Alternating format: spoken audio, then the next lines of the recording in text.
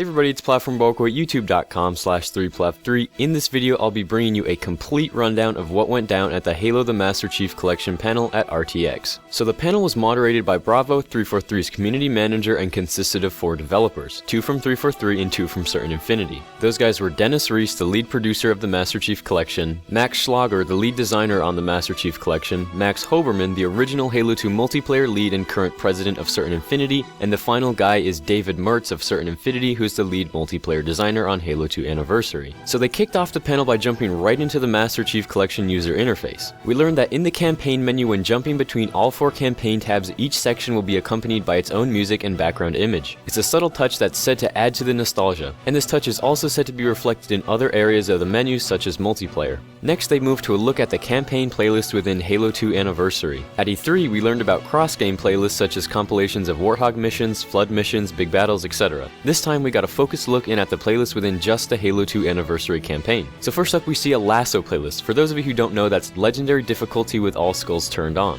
We learned that 343 is considering a number of different ways to reward and recognize players who are able to accomplish the feat of completing that playlist. I really like that idea of pinning rewards to playlists, so I'd hope to see that same idea on all the campaign playlists that ship with the game. So then the other playlists for Halo 2 Anniversary we see are Arbiter's Journey, which would just include all the missions where you play as the Arbiter, and then Master Chief's Journey, so the same thing except with all the missions played as Chief, and then you see a fan favorites playlist. Aside from the playlist, something else I want to point out to you here is what appears to be a list of scores under where it says top 5 friends. This obviously points at some sort of campaign scoring system, which would make a lot of sense to return considering that they showed a lasso playlist, and from that would probably also mean there'd be a timer, which like lasso is a big thing for speedrunners. They actually didn't mention anything about this at the panel, but I'm really hoping campaign scoring returns. I must point out, guys, the playlists are just ideas 343 has, so in no way are they set for sure, and the same goes for what looks to be campaign scoring. Next, staying in the user interface, we get an updated sampling of the playlist 343 is thinking of including in matchmaking. So first we see Halo 2 Anniversary Team. That would be a Slayer and objective game types on only the 6 remastered maps that are a whole new modernized Halo 2 multiplayer experience. Below it we see Team Slayer, which is a playlist of 4v4 Slayer on a mixed bag of maps from all 4 original multiplayers. Next, Big Team Battle, which is 8v8 Slayer and objective game types on your larger maps from the original 4 multiplayers. Then there's Halo Combat Evolved, Halo 2, Halo 3, and Halo 4 team playlists. They'll all have 4v4 Slayer and objective game types on maps from its specific game. And then at the bottom we see a rotational playlist, in this case SWAT, which includes maps from Halo 2 Original, Halo 2 Anniversary, Halo 3, and Halo 4. And the maps in this playlist will all be the best maps for SWAT that we've seen over the years from all 4 games, and will follow this same idea as the playlist rotates.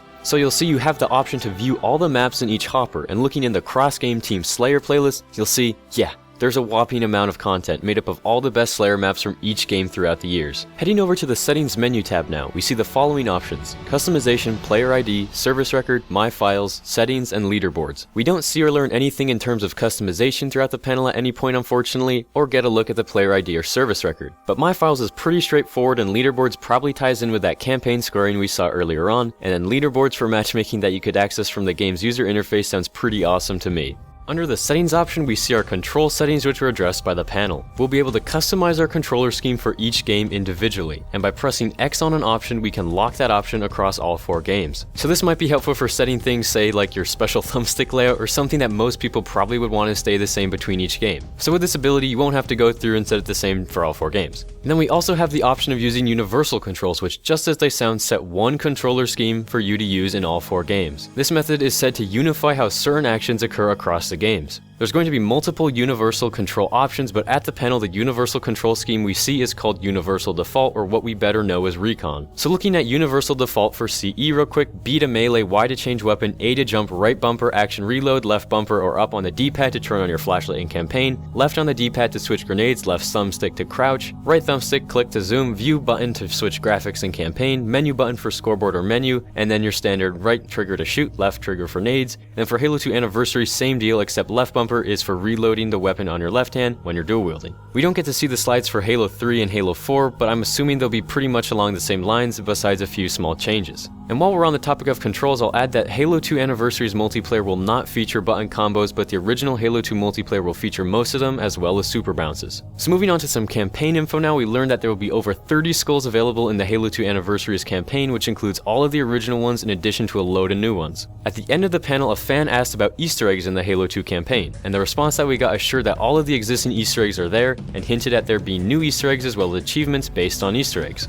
Terminals in Halo 2 Anniversary's campaign are going to tell the backstory of the Arbiter while dropping hints about Halo 5 Guardian's campaign.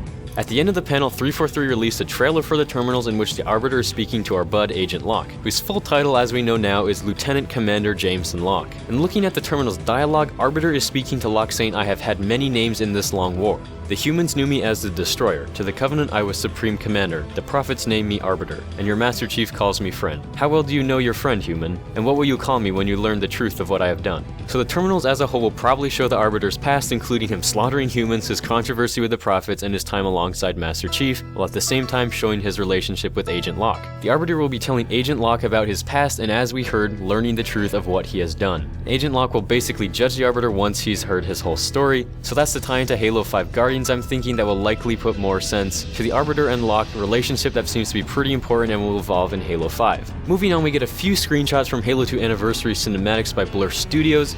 Through the weird filtered slide that 343 was using on their panel, we get an okay look at Tartarus, a cryotube, a ship that is kind of hard to make out, but I think it's the Enamorclad, the ship that the Flood crashed into High Charity with, and then there's the Elite, which is not the Arbiter in case you were confused because we've already seen the Arbiter's remastered look in this image from E3 along with the other images from the slide. Hopefully we get some nice quality versions of the new screenshots soon to add to our gorgeous collection, since the Blur trailer that was thought to be coming at RTX, well, never came. Anyways, moving on, we get a pretty in-depth walkthrough of one of the 6 remastered Halo 2 maps, that being Ascension, which we saw gameplay on back at E3. The main new things we learned from this walkthrough, first off, remember this isn't a dead-on remake, it's reimagined. Probably one of the biggest changes that we were shown is on the Sky Bridge. There's now added cover to help protect what used to be pretty vulnerable players when trying to cross the bridge, and since the bridge really wasn't used a whole lot back then, to bring gameplay to the area a little more, a whole new center platform structure is made that houses an overshield and also provides a skill jump reminiscent of the original one that was there. The other main change to the map is a dynamic change, so think the electrical surge you can trigger on the Halo 4 map Vertigo. New to Ascension, there are 3 panels around the map. One right here is you see that when used activate a dome energy shield around the center dish area of the map.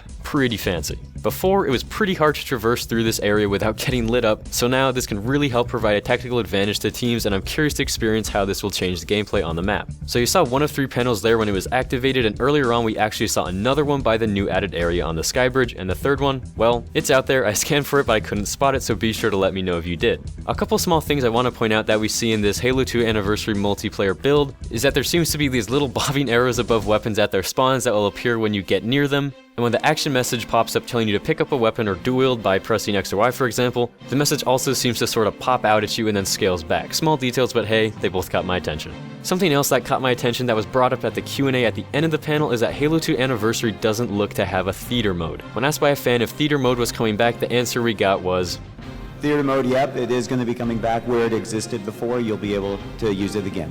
So unfortunately, that only means in Halo 3 and 4. I'll keep my fingers crossed, hoping that maybe by any chance you forgot to mention Halo 2 Anniversary's theater. But I mean, because we see how beautiful the remade maps are and are gonna be, it deserves a theater mode for sure in my opinion. A lot of content creators really rely on a theater mode, so I'd be kinda bummed if it didn't have it, but if it doesn't, it's not the end of the world, we'll make do. So back into the midst of the panel now, we get some info on the game types that will be in Halo 2 Anniversary. Of course, lots of the originals such as Juggernaut, but in addition, there'll be also some new ones added for the first time from other Halo games such as Ricochet, Race, Classic Infection, which means not Flood. And here's a look at some things that are being focused on or brought into Halo 2 Anniversary that are aimed to make a great game even better by carefully advancing it, just like the changes on Ascension are meant to do. Running through this slide, modernizations is basically taking advantage of the things that weren't available 10 years ago. So an advanced spawning system, better feedback system, and more abilities to customize game options, just to name a few. For weapons, we see due to what is seen as a lack of mid-range weapons in the original, the assault rifle will be brought in, and we actually see its spawn place here in the middle floor of the big tower on Ascension. The pistol is going to be tuned up and will land more damage, and so we'll probably be seeing that used a bit more compared to how much it was used back in the original Halo 2. We also learned that a silenced SMG will make an appearance, which I know I'm pumped for since I really loved it in ODST. Speed boost will be included as well, and moving on to the vehicles, the Mongoose will be brought in,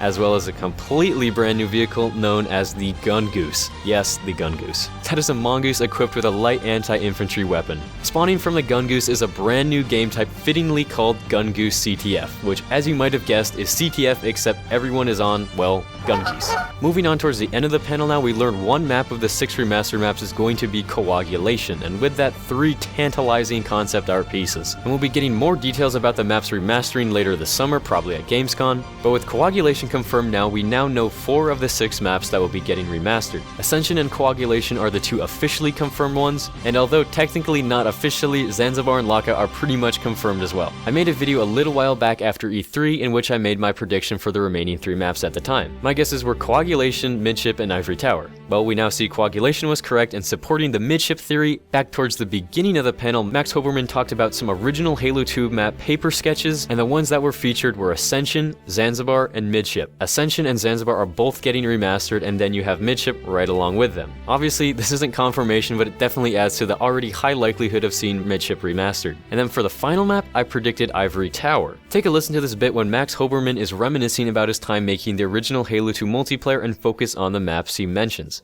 In our early designs, I put together a document that laid out all of our maps and laid out names actually for just, we didn't know what the maps were going to be, but all right, this is going to be a 4-player map that supports CTF, or this is going to be a 5-player, 6-player map that supports Team Slayer or something like that. And I gave all those maps names, and a lot of those names actually stuck in the map designs too, like let's see, Lockout was one of the very, very first ones we did. I know everybody loves Lockout. Let's see, Lockout, Ivory Tower, Midship, Ascension. Those were 4 of the very first ones that within like 6 months we had them all up and playable, and they didn't change that much over the course of the project.